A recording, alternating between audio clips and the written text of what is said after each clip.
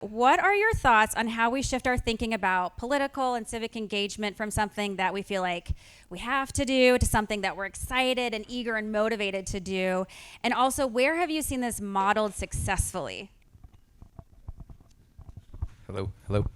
I agree with everything that was just said. I will only say that my hope is that we ultimately think of quilting as an organizing opportunity as opposed to having people check their quilting to go organize. Ultimately, I'm a cultural strategist and a cultural organizer. At the core of that context is, at the core of that idea is a principle that politics is where some of the people are some of the time, but culture is where all of us are all of the time.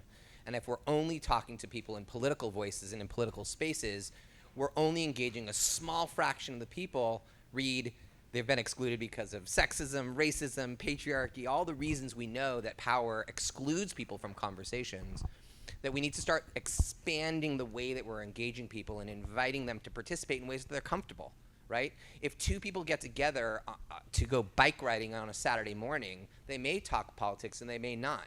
But if you insert into there a way, if you give them a bike spoke card that has public transportation policy on one side and the candidate's face on the other, they may actually talk politics in a way that's comfortable for them, and that's an invitation to them that says, we see who you are. The UX becomes about the end user, not about me trying to push policy, but actually, who are you, and how do I engage you using what you care about as a way to bring you into the process?